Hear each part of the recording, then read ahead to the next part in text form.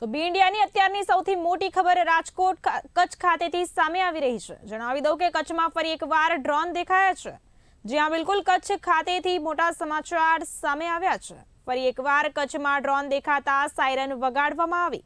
આ સાથે જ ડ્રોન કોઈ નુકસાન પહોંચાડે તે પહેલા જ તેને નેસ્ત નાબૂદ કરી દેવામાં આવ્યા। ભારતીય સેનાએ સતર્કતા દાખવી તમામ ડ્રોન તોડી પાડ્યા છે। ડ્રોન દેખાતા સાયરન વગાડવામાં આવી। કચ્છથી મોટા સમાચાર। કચ્છમાં ફરી એકવાર ડ્રોન દેખાયા હોય તેવા અહેવાલ પ્રાપ્ત થયા છે। ડ્રોન કોઈ નુકસાન પહોંચાડે તે પહેલા જ તેને નેસ્ત નાબૂદ કરી દેવામાં આવ્યા છે। કહી શકાય કે ભારતીય સેનાએ સતર્કતા દાખવી તમામ ડ્રોન હાલ તોડી પાડ્યા છે। ડ્રોન દેખાતા સાયરન વગાડવામાં આવી।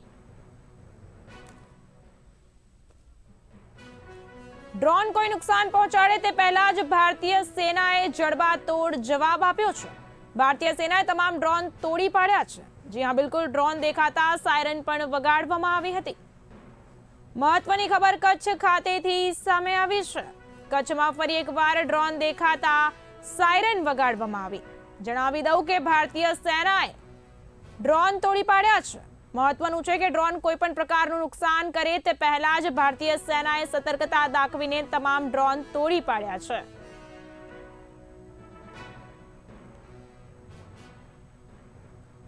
આ બાબતે વધુ માહિતી સાથે અમારા સંવાદદાતા કચ્છથી પૃથ્વીરાજસિંહ જાડેજા જોડાઈ રહ્યા છે। તેમની પાસેથી માહિતી મેળવીશું।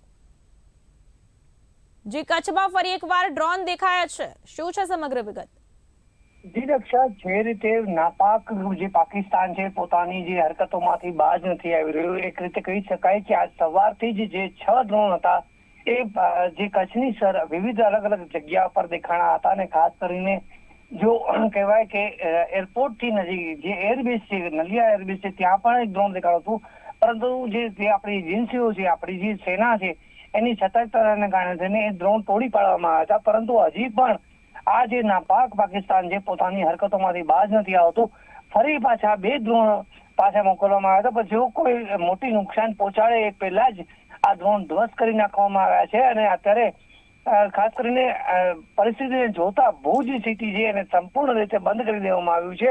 અને સાથે જ કલેક્ટર સાહેબ અને જે વહીવટી તંત્ર છે એમના દ્વારા એક માહિતી આપવામાં આવી છે કે જ્યાં પણ સુધી આ યુદ્ધની પરિસ્થિતિ ચાલુ છે ત્યાં સુધી કોઈ અફવાઓ પર ધ્યાન ના આપે અને ખાસ કરીને કોઈ જો બિનજરૂરી હોય તો ઘરની બહાર ન નીકળવું। અને અત્યારે ખાસ કરીને જોવા જઈએ તો આ પરિસ્થિતિને જોતા ભુજ શહેર છે એ સંપૂર્ણ રીતે બંધ કરી દેવામાં આવ્યું છે। જી, માહિતી આપવા બદલ આપનો ખૂબ ખૂબ આભાર।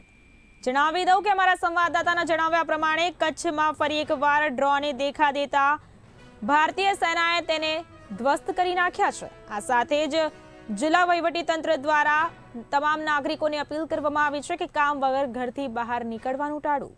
આ સાથે જ ડ્રોન કોઈ નુકસાન પહોંચાડે તે પહેલા જ તેને નેસ્ત નાબૂદ કરી દેવામાં આવ્યા છે।